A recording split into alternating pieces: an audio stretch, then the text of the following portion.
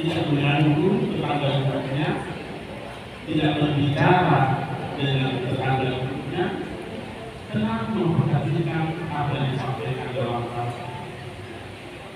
Satu lagi mengambil tempat dulu agak jauh di belakang. Mungkin di dalam pikirannya kita tidak tahu apa dalam pikiran sampai mengambil tempat jauh di belakang.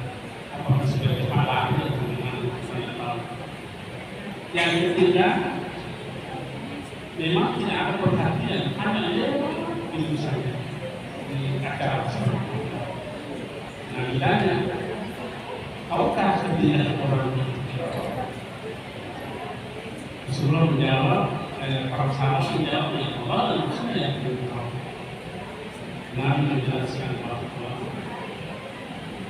yang mengambil tempat duduk di tengah-tengah dia tidak mengganggu tetangga-tetangganya, itulah orang yang mendatangi Allah. Kemarin, itulah orang yang mendatangi Allah. Allah juga datang kepada orang itu. Jadi kalau ada orang yang tidak begitu modelnya dalam pertemuan seperti ini, siapa yang datang? Karena ini sebenarnya setan. Artinya apa? Tidak ada pilihan depan dekat. Yang kedua, yang mengambil tempat duduk atau di belakang karena itu orang yang melemah. Allah tidak mau terhadap orang seperti itu. Yang ketiga, yang memang tidak ada perhatian terhadap ajaran seperti ini, itu orang yang membelakangi Allah. Allah juga membelakangi orang seperti itu. Kira-kira bagaimana kemudiannya hal seperti ini? Bagaimana ya mendatangi Allah? Allah tidak datang. Cuma saya mau sampaikan bahwa kita tidak cukup hanya memiliki sifat taat, tapi harus ada kesopanan di dalam taat. Mungkin kita datang taat, tapi tidak ada kesopanan yang kita berikan dalam ketaatan. Karena tercermin kalau ada orang yang menghadiri acara seperti ini, ceritanya jarang, itu namanya taat menghadiri majelis yang tidak ada kesopanan. Nah, yang seperti ini adalah sesuatu yang mulia. Di mana kita menjadi nabi mengatakan. Jadi kalau ada orang yang tidak bisa memuliakan yang mulia, jangan-jangan memang tidak ada kemuliaan yang ini. Karena ada ulama berkata, fa'aqilu syai' la yu'ti syai'. Orang yang tidak memiliki apa-apa tidak bisa memiliki apa-apa. Jadi kalau ada orang yang tidak bisa menghargai orang, kadang-kadang memang tidak ada punya orang. Kalau tidak bisa memuliakan orang, kadang-kadang memang tidak ada memuliakan pada hati orang. Itu pernyataan ulama fa'il syai' la yu'ti syai', dan tidak memiliki apa-apa dan bisa memuliakan. Nah, berkenaan dengan bulan yang mulia ini, bulan Muharram, itu sudah jelas kemuliaannya karena Allah sendiri yang menentukan dan Rasulullah memperkuatkan. Apa kata firman Allah? Inna iddatus syuhuri indallahi husna asyara fi kitabillahi yawma khalaqas samawati wal ardh minha arba'atun hurum. Siklus kehidupan manusia ini hanya 12 bulan.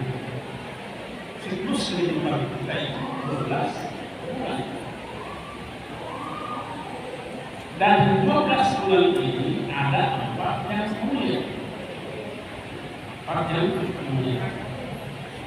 Nabi menjelaskan mana yang 4 yang mulia itu. Zulkaidah, Zulhijjah, Muharram, dan Rajab. Ya, itu 4 yang dimuliakan. Bulan pertama dalam Islam apa? Muharram. Bulan 12 apa? Zulhijjah. Jadi kalau demikian adanya, kita seharusnya memulai yang mulia, mengakhiri dengan yang mulia. Muharram bulan mulia, Zulhijjah bulan mulia. Nah, ini siklus kehidupan ini tentang terjadinya distorsi kehidupan di tengah-tengah ini itu urusan manusia.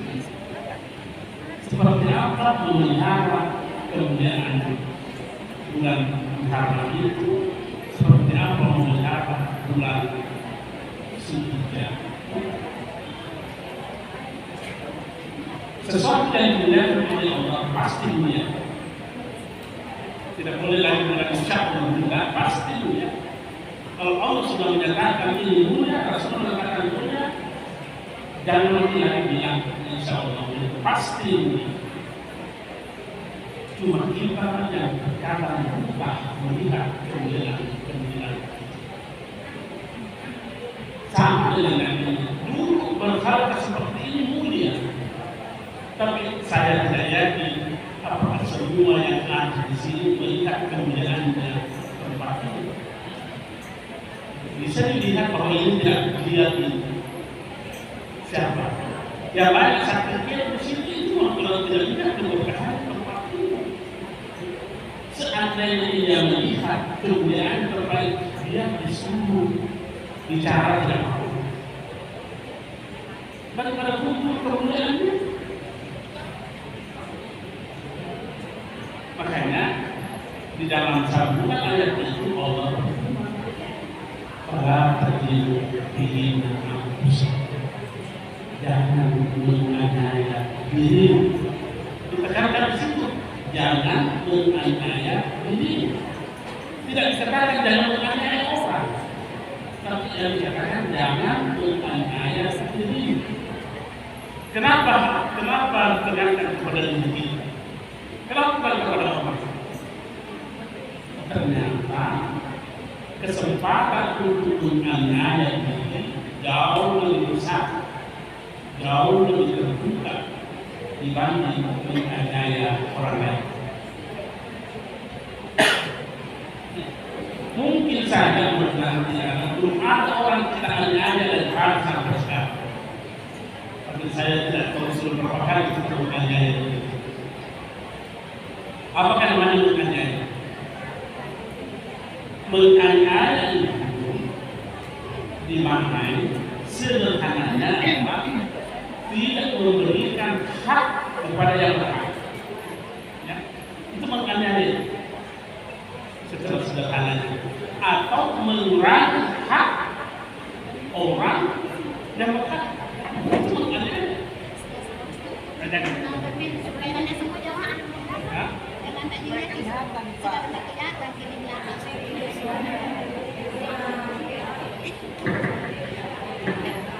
Saya memahami karena saya pernah dari pengadilan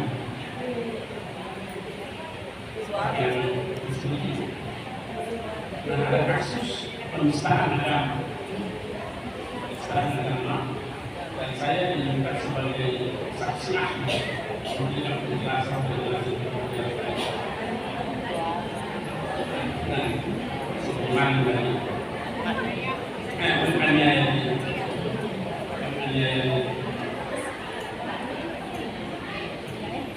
contohnya ada tempat gajinya tidak umpama kita kasih cuma 4 juta penganiaya bagus.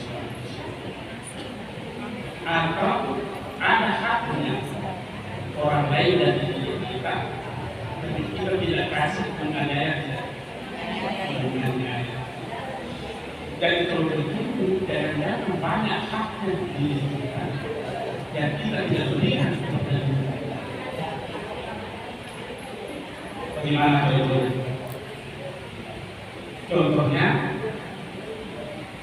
adakah haknya diri kita mendapatkan berkahnya bulan Haram? Ada. Apakah kita sudah kasih haknya diri kita untuk mendapatkan berkahnya bulan Haram? Apakah kita tahu bahwa mulia sebelum Asyura ini? Adakah haknya diri kita untuk mendapatkan kemuliaan yang ada dalam bulan Muharram sebelum Muharram ini? Apakah kita sudah kasih haknya diri kita? Kalau tidak, apa namanya? Menganiaya.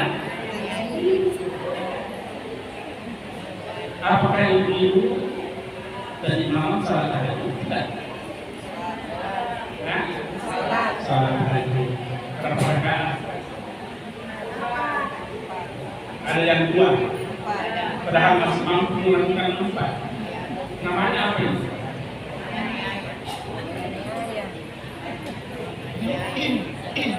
Kenapa bisa terjadi? Karena pemikiran kita itu lebih banyak cenderungnya untuk memenuhi janji-janji manusia dibanding janji-janji Allah. Kita lebih memperhatikan janji-janji manusia dibanding janji Allah. Saya mau tes, apakah betul itu lebih cenderung kepada janji Allah atau janji manusia? Jangan dijawab dulu, nanti ini pertanyaan jawab dengan dikasih jawab dengan ketahuan. Pernah tidak kehilangan emas setengah gram? Jadi sadar. Itu satu kenyataan. Kehilangan emas setengah gram bisa. Apakah sama gelisahnya ketika kita kehilangan waktu tidak salat itu? Apa dia? Jawab begitu.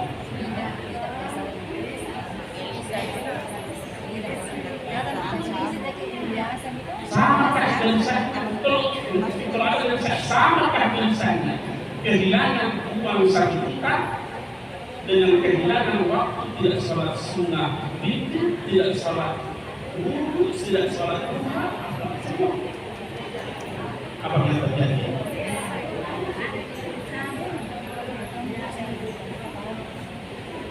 Ya, ini jawaban ini tidak boleh direkayasa. Karena untuk apa? Untuk apa ibu sampaikan kepada saya begini? Tuhan, tidak usah mencoba seperti itu. Ya, tidak usah sampaikan saja. Saya menentukan Allah. Sekarang yang mengatakan saya memperhatikan janji-janji Allah dibanding janji-janji manusia. Banyak persoalan-persoalan yang kita hadapi yang dulu kalau ternyata kita lebih cenderung memperhatikan apa yang dijadikan oleh manusia dibanding yang dijadikan oleh Allah.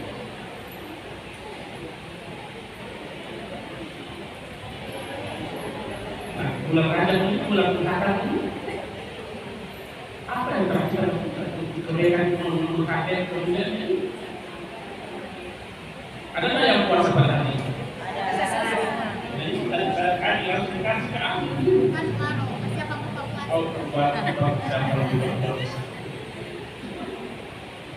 Ini bukti kita gampang menganiaya diri dibanding menganiaya orang. Jadi kalau kita menganiaya diri kita, siapa yang tuntut kita? Ya diri kita yang tuntut diri kita. Makanya semua ditutup oleh berbicara tangan, berbicara kaki, berbicara mulut, berbicara ini. Bisa kok enggak bisa kok. Karena dia sendiri menutup diri, karena susah memberikan hak-hak diri. Ada nasihat yang kita berikan. dasarnya dalam kita. Jangan pernah paksa orang lain untuk melakukan kewajibannya. Kita dengar tak biasa ini? Ibu yang bicara ini, kita dengar tak biasa ini? Perhatikan. Jangan paksa orang lain melakukan kewajibannya hanya gara-gara kita melihat ada hak tak di situ. Tapi paksa diri kita untuk melaksanakan kewajiban kita karena kita melihat ada hak orang lain pada diri kita. Yang mana yang baik kita lakukan? Yang mana baik kita lakukan? Melihat hak kita pada orang lain atau melihat hak orang lain pada diri? Jangan dijawab karena Tuhan yang tahu bahwa ini sama. Cukup menjadi renungan yang seperti ini karena ini realitas kehidupan. Ini harus dibudayakan cara berpikir yang seperti ini harus lahir di dalam tradisi-tradisi kita berpikir. Ada kemanfaatan kepada orang. Itu cara berpikir Islami itu. Yang di otaknya adalah bagaimana orang lain selamat dari diri. Bagaimana orang lain merasakan kebahagiaan dari diri.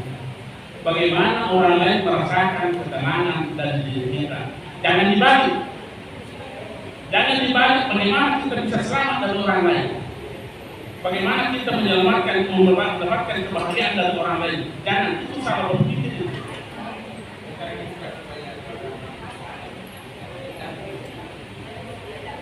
Saya mau kasih pertanyaan.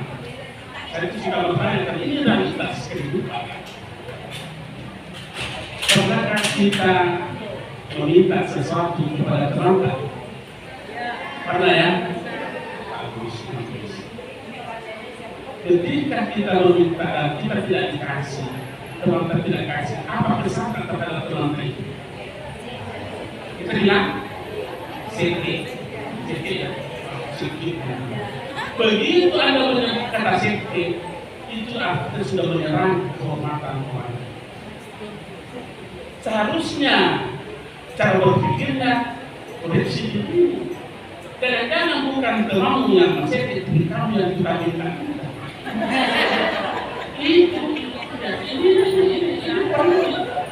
Ini yang perlu disadari. Jangan selalu menyalahkan orang, jangan ini dulu.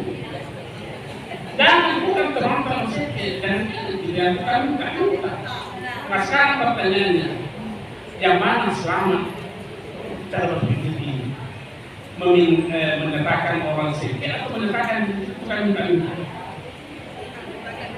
Pasti kita mengatakan dan selamat adalah mengakui bahwa kita minta-minta. Persoalannya, yang mana banyak kita lakukan?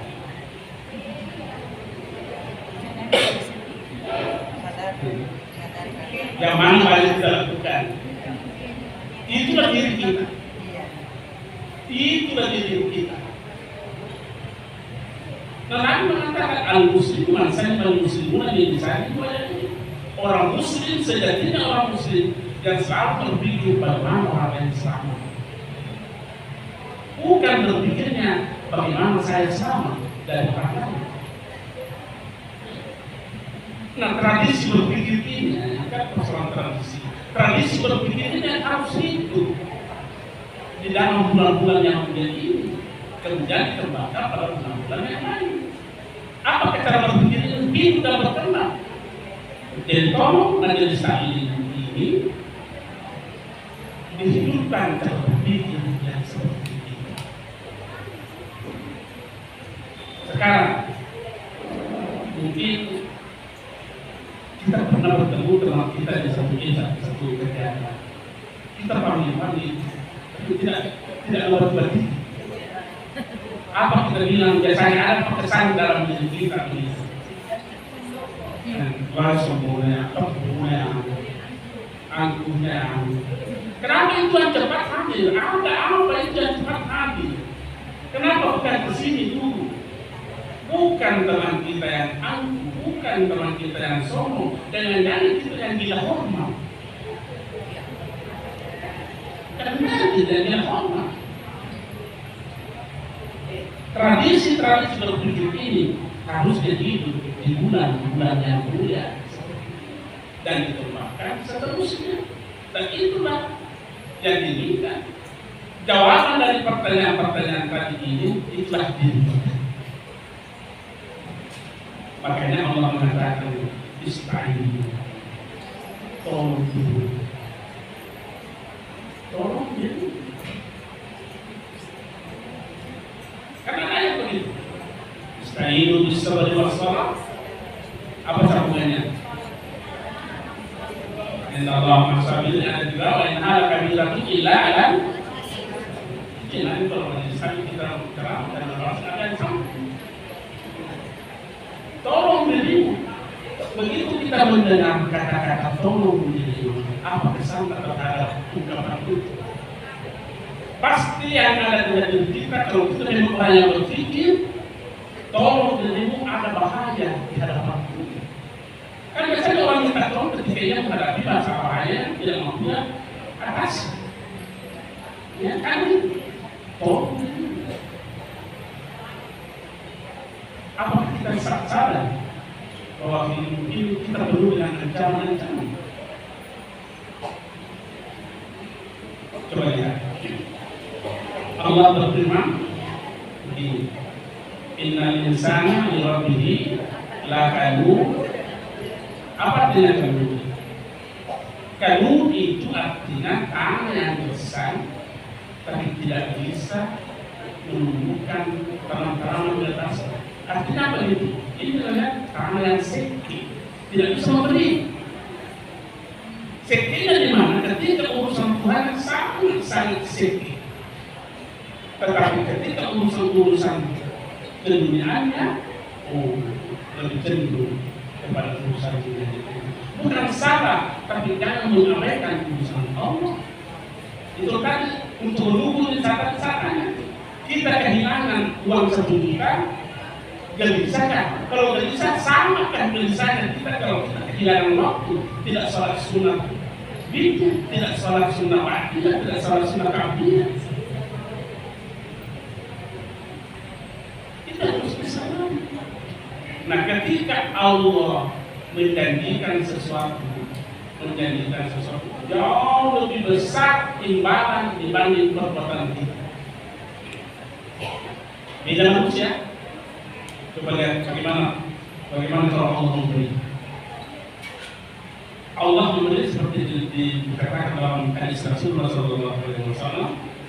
Siapa yang puasa pada hari 10 Muharram, apa pemberian Allah? Diampuni dosanya setahun. Padahal pekerjaan kita hanya orang setahun. Ibaratnya diampuni dosa setahun.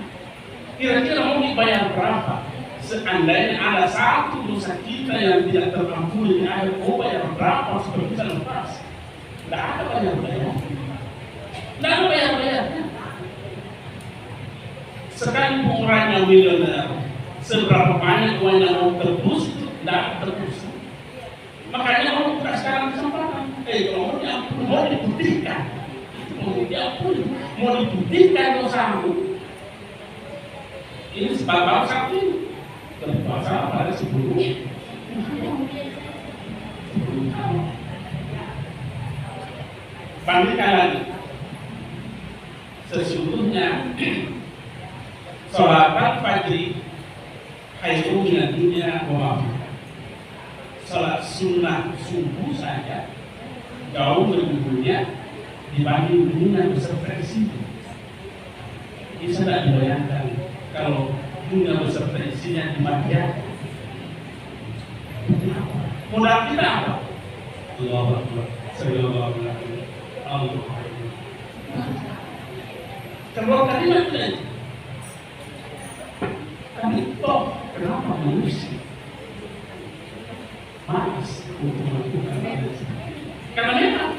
innal insana li rabbih lakanud, malas pikir terhadap urusan Tuhan. Apa merasa aman dengan ini? Tidak aman kalau begitu. Istainu, tolong diri. Apa yang kita temukan dalam ayat? Innal insana khuliqa halu'a. Manusia itu suka berkeluh kesah. Suka berkeluh kesah. Dan itu keluh kesah itu sifat-sifat negatif. Karena berkeluh kesah itu pada hakikatnya menolak apa yang menjadi keputusan Allah pada diri. Mengeluh. Idza massahu syarru jazua wa idza massahu khairu manua. Inilah sifatnya manusia. Kalau tidak diberi, tidak seperti yang dia inginkan atau tidak diberi, maka dia berkeluh kesah. Tapi begitu ia diberi, manua, tidak mau berbagi, tidak dikasih, mengeluh. Begitu dikasih, cekik. Jadi ada pada diri kita itu, ada pada diri kita. Oh kalau begitu, tolong diri. Kenapa diangkat pada bulan Muharram ini? Ini tradisi berpikir yang menganggap kita untuk selamat. Apalagi di dalam Al-Quran dikatakan, innal insana lazalumun kafar. Sesungguhnya manusia itu gampang sekali menganiaya dirinya. Gampang sekali menganiaya. Apalagi innal insana la yatgha. Apa innal insana la yatgha? Sesungguhnya manusia itu gampang sekali melampaui batas. Kapan melampaui batas? Allah Ustaz. Kalau melihat ada kelebihan diri. Ini kapan hadir ini dalam diri manusia selalu merasa dirinya lebih. Saya sering berkata begini. Barangkali yang perlu dihidupkan dalam majelis ini mindsetnya yang harus diubah. Bahwa kalau ada orang yang banyak dipengaruhi dalam pikirnya, atribut dirinya, insya Allah gampang melakukan kesalahan. Atribut diri, tahu ada atribut diri. Saya umpamanya seorang profesor, itu atribut diri. Saya seorang dokter, atribut diri. Saya seorang dosen, atribut diri. Apakah tidak mempengaruhi cara berpikir saya, atribut saya ini? Jangan terlalu jauh itu. Sebagai seorang suami saja, kalau seorang suami berpikir sebagai suami, gampang suruh kanan istri. Kenapa? Karena saya kan suami. Maka sembarang dia bilang sama istrinya, suruh marahkan. Sering mendengarkan kata-kata seperti itu yang tidak pantas kita dengar dari pasangan kita. Mereka yang berpikir dalam mengeluarkan kata seperti itu pasti dipengaruhi oleh atribut diri. Atribut diri itu yang bekerja. Mau kemana? Coba. Jadi kita analisis. Mau kemana? Kata-kata mau kemana harus itu. Tidak? Bagus. Apa yang bagus? Mau kemana? Kenapa kita mengeluarkan mau kepada kita tahu bahwa ini tidak mungkin? Apa yang salah dalam diri kita? Sampai kita mengeluarkan kata-kata ini? Karena yang bekerja melihat atribut diri kita. Saya kakaknya, tentu. Saya kan temannya, saya kan tetangganya, saya kan istri, saya kan suami. Semua ini kalau dibagi atribut diri, pasti banyak yang keluar dari diri kita adalah kesalahan. Bagaimana caranya? Bagaimana cara menutupinya? Yang harus hati adalah atribut Tuhan. Atribut Tuhan. Apa atribut Tuhan? Maha kasih, Maha penyayang, dan sebagainya. Tapi karena kita menghilangkan ini atribut Tuhan, yang lebih banyak menonjol adalah atribut diri. Jangankan atribut seperti ini, melihat diri saya sebagai ahli ibadah. Saya kan ahli ibadah, sudah atribut diri itu pasti akan terjual. Tidak sesat maksudnya.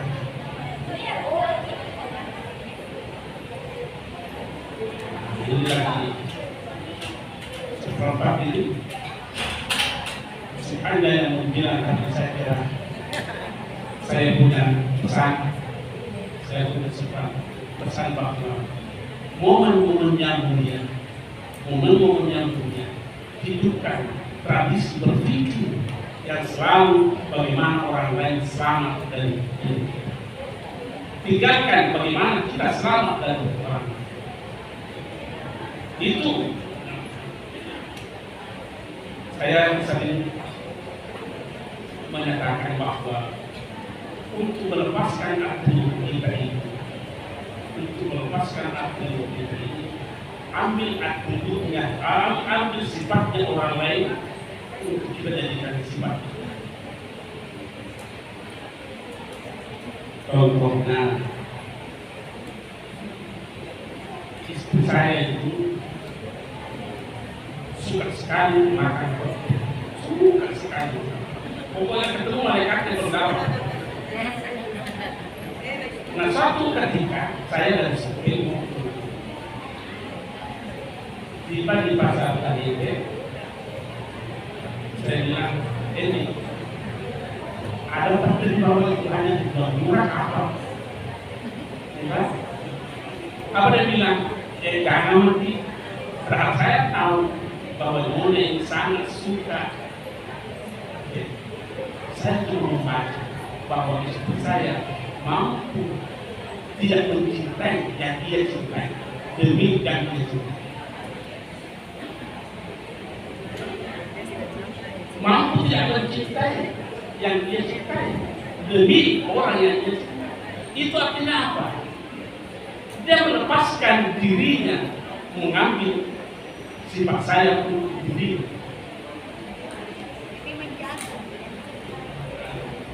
Kemudian tiap hari minggu itu sebenarnya suka sekali diikat.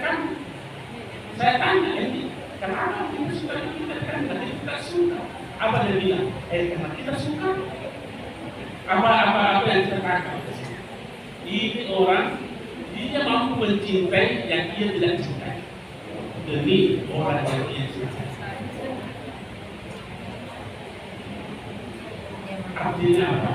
Atribut dirinya mampu dia lepaskan, mampu ya lepaskan. Yang dibutuhkan adalah atribut yang dia cintai. Dalam hal ini Allah Subhanahu wa Ta'ala. Sekian dan terima kasih.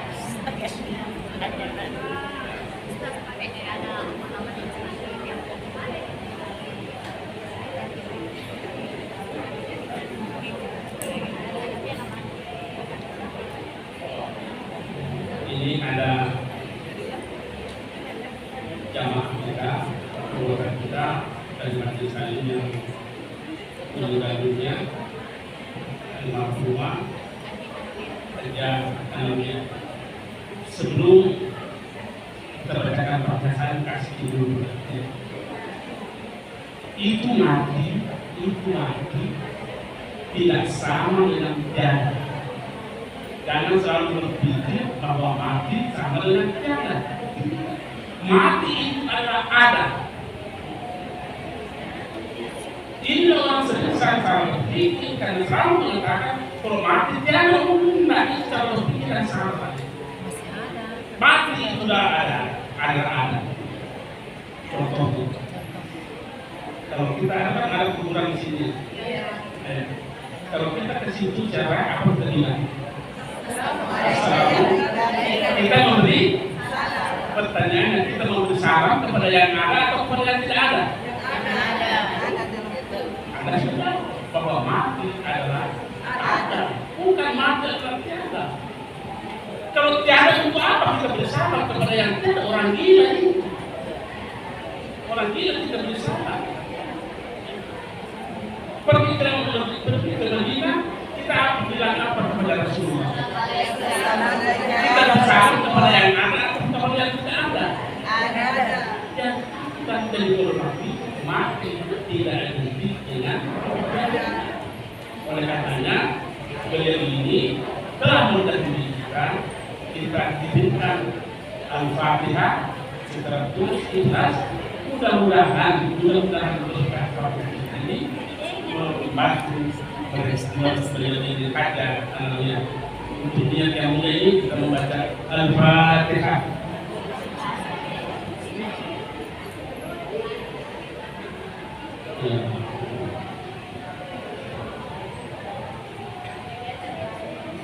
Allahumma shalli ala sayyidina Muhammad wa ala alihi wa sahbihi wa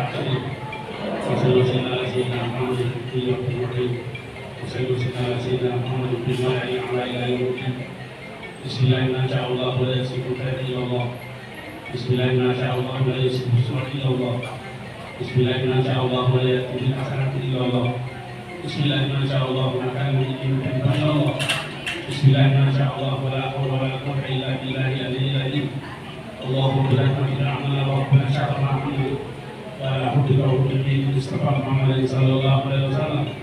Allahumma la tawafana wa taradna wa Allahumma lana wa walidina wa li masyayikhina wa li asatizatina wa li jami'il muslimina wal muslimat wal mu'minina wal mu'minat ahya'i minhum wa amwat. Allahumma barik istajib du'ana washfi mardana washfi mardana wa arham amwatana. Wa sallu sallim ala jami'il anbiya'i wal mursalin. Walhamdulillahi rabbil alamin. Al-Fatihah.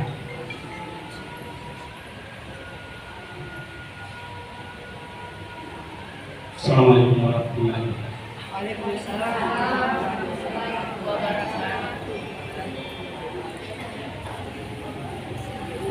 Inilah tadi ceramah agama oleh